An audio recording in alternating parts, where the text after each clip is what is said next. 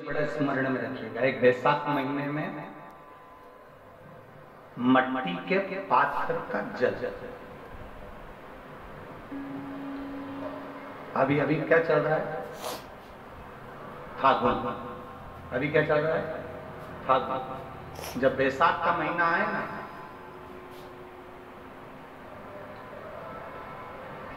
जितने यहाँ बैठे और जितने आस्था चैनल पर सुन रहे हो, जितने फेसबुक यूट्यूब पर कथा श्रवण करना, जितने मोबाइलों पर देख रहे, प्रयास करना, वैशाख के महीने में मिट्टी के पात्र में जो रात्रि भर जल रखा हो, मिट्टी के पात्र में, अगर आपके पास में घड़ा हो, हंडा हो, नी हो, तो दिया हो, दीपक हो, कुल्लड़ हो, कोई भी तुम्हारे पास में जो मिट्टी का पात्र, उसमें जल भरना। वो जल वैशाख के महीने की किसी भी सोमवार के दिन, किसी भी सोमवार के दिन, वैशाख महीने या किसी प्रदोष के दिन, या वैशाख महीने के शिवरात्रि के दिन, वो मिट्टी के पात्र का जल अपने घर के प्रत्येक व्यक्ति का स्पर्श कराकर उस मिट्टी के पात्र के जल को तांबे के पात्र में डाल लीजिए और घर के प्रत्येक व्यक्ति का स्पर्श करा लीजिए और शंकर भगवान का कुंडकेश्वर महादेव के नाम से समर्पित करिए। कुंडकेश्वर महादेव। कभी जीवन में पीछे पलट कर देखने की जरूरत नहीं पड़ेगी, आप उन्नति की सीढ़ी की ओर बढ़ते चले जाए। वैशाख महीने में मट्टी के पात्र का जल भगवान शंकर को समर्पित होना चाहिए। उसका सुख हमारे जीवन को एक आनंद फल प्रदान करता है। एक शीतल आरती होती है, मेरी जीजियों बड़े सावधानी से सुनिएगा। एक शीतल आरती होती है। कभी अगर तुम्हारे जीवन में अगर कभी तुमको ऐसा लगे कि रोग बड़ा भारी हो चुका है और बहुत भारी रोग मुझे घेरता जा रहा है, या डॉक्टर को दिखाने जा रहे हो, तुम्हें ऐसा लग रहा है कि डॉक्टर कोई बड़ी बीमारी बताएगा, तो उस समय पर शीतल आरती का प्रयोग करें। एक पुष्प हाथ की हथेली में रख लीजिए, एक पुष्प हाथ की हथेली में रख लीजिए, और यहां तक शास्त्र कहता है अगर हो सके तो आंकड़े का अगर पुष्प मिल जाए, तुम्हारे यहाँ क्या बोलते हैं उसको, मंदार का फूल, आंकड़े का फूल, अकौए का फूल, जो शंकर भगवान पे चढ़ता है, छोटा सा होता है, घुंघरू जैसा होता है, वो उसको तुम्हारे यहाँ क्या बोलते हैं हरियाणा में? आंख का पुष्प बोलते हैं। आंख का पुष्प मिल जाए तो ज्यादा अच्छा है। अब उसमें चाहे सफेद हो, चाहे नीला हो, चाहे गुलाबी हो, जैसा भी हो, हाथ में रखने के बाद हाथ में एक लोटा जल भगवान शंकर के शिवालय में जब आप प्रवेश करें, और प्रवेश करते समय भगवान के सम्मुख में जब भगवान शंकर के साक्षी में जब पहुंचे, आपके सामने पूजन में कोई भी सामग्री नहीं है, आपके पास में न दिया है, ना बाती है, ना अगरबत्ती है, ना चंदन है, ना कपूर है, ना कोई सामग्री है, केवल एक आंख का पुष्प और एक लोटा जल आपके पास में है। शिवालय में पहुंचकर शीतल आरती का प्रयोग करो। 11 बार भगवान शंकर के 11 रुद्रों का स्मरण कर कर जब 11 बार शंकर के शिवलिंग के ऊपर से नीचे तक वो कलश को जब घुमाया जाता है, और घुमाने के बाद वो आंख का जो पुष्प है वो अशोक सुंदरी वाली जगह पर समर्पित कर कर भगवान शंकर को जो जल चढ़ाया जाता है, जो जल समर्पित किया जाता है, डॉक्टर भले तुमसे कह रहा हो कि तुम्हें बड़ी बीमारी के चांस हैं, आप जाकर एक बार चेक कराना, तुम्हें वो बड़ी बीमारी निकलेगी ही नहीं, उस रोग से तुम मुक्त हो। इसको शीतल आरती का प्रयोग किया गया।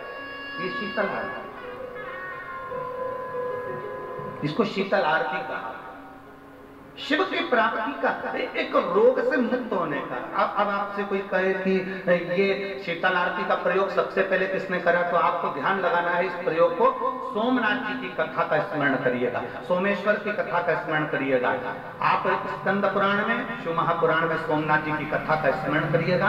चंद्रदेव को काया का रोग हो गया, रोग इतना भारी था, चंद्र समझ नहीं पा रहे थे, मैं करूं क्या। जब देव ऋषि नारद के पास पहुंच गए, नारद जी ने कहा एक पार्थिव शिवलिंग का निर्माण करो, बालू के शिवलिंग का निर्माण करो, और समुद्र का ही जल भगवान शंकर को उनके आनंद से आरती कर कर उनको चढ़ाने का प्रयास करो। और शिव ने ऐसी कृपा कर दी कि चंद्र के पास आकर भगवान शंकर ने कह दिया, चंद्र मैं तुझे वर देता हूँ, तेरा काया का रोग समाप्त होगा, ये मेरा वर है, क्योंकि तूने मेरे शीतल आरती का प्रयोग किया।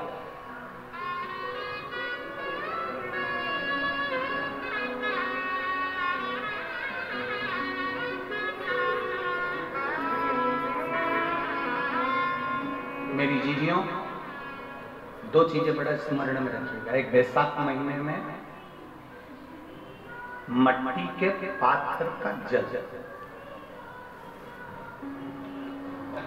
अभी कि बैसाख महीने में अगर शिवरात्रि पड़े और उस शिवरात्रि पर एक कलश का पात्र, जब लोटा तांबे का या मिट्टी में रखा हुआ जल पात्र में लेकर एक बेलपत्र का छोटा सा भाग उसमें छुआया हुआ, और फिर निवेदन कर रहा हूं, अगर बेलपत्र उस दिन नहीं मिले तो पात्र लेकर चले जाना मंदिर में। मंदिर में शंकर जी पे तो बेलपत्र चढ़ी होगी ना, अरे बोलो तो जरा, चढ़ी होगी ना। उसी बेलपत्र को धोकर फिर जल के पात्र में उसको छुआकर फिर शंकर भगवान को भावों से, दिल से जो चाहते हो, धन, वैभव, संपदा, सत्ता या रोग से मुक्ति, चाहे उदर से जुड़ी हो। हाँ, एक चीज का ध्यान करना, अगर संपदा के लिए, विवाह के लिए या विद्या के लिए या अन्य चीजों के लिए आप शिव जी को जल चढ़ा रहे हो तो उसके जल को उठाकर नहीं लाना है। और अगर रोग के लिए जल चढ़ा रहे हो कि मुझे ये तकलीफ है, घर में ये बीमारी चल रही है, या रोग चल रहा है, या किडनी का, या लीवर का, या कैंसर का, या ब्लड प्रेशर का, तो जो जल तुमने समर्पित करा उसको लेकर आकर आचमन भी करो। कौन से दिन? जम के बोलो जरा। शिवरात्रि शंकर कह रहे हैं, माँ उमा से, माँ पार्वती से मेरा महेश, मेरा बाबा भोलेनाथ, मेरा बाबा विश्वनाथ, मेरा त्रिकालदर्शी कैलाशी अविनाशी कह रहा है कि हे पार्वती,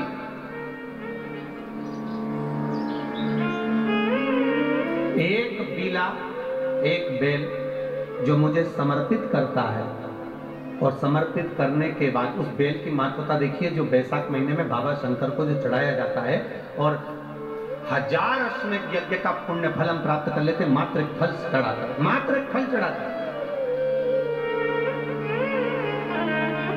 हे पार्वती, संसार का मनुष्य जब मुझे वो बेलपत्र समर्पित कर, वो बेल का फल समर्पित करता है, पार्वती वो फल जो मुझे चढ़ता है, फिर मैं भले नर्मदा के जल से निकला हुआ कंकर शंकर क्यों ना हूं, फिर चाहे मैं गंगा के जल से निकला हुआ कंकर शंकर क्यों ना हूं, चाहे फिर मैं यमुना के जल से निकला हुआ कंकर शंकर क्यों ना हूं, चाहे मैं सरयू के जल से निकला हुआ कंकर शंकर क्यों ना हूं, चाहे मंदाकिनी के जल से निकला हुआ कंकर शंकर क्यों ना हूं, हे पार्वती, फिर जो भी शिवलिंग पर वो बेल समर्पित होता है, वो बेल उठाकर जीव अपने कार्य में ले सकता है। ये माँ उमा से कह रहे हैं। तो उस बेल की महत्वता जानेंगे।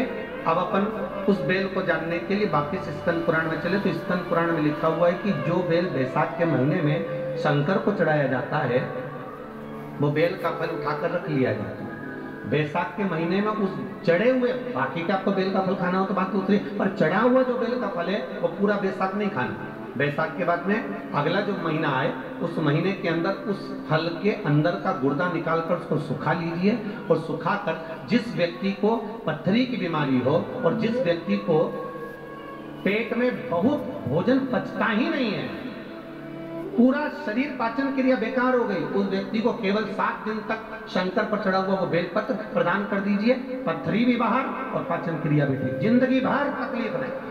उस बैसाख में उस फल की इतनी महत्वता बाबा भोलेनाथ स्कंद पुराण, लिंग पुराण, नर्मदा पुराण, पद्म पुराण के अंतर्गत, शिव महापुराण के अंतर्गत वर्णन कर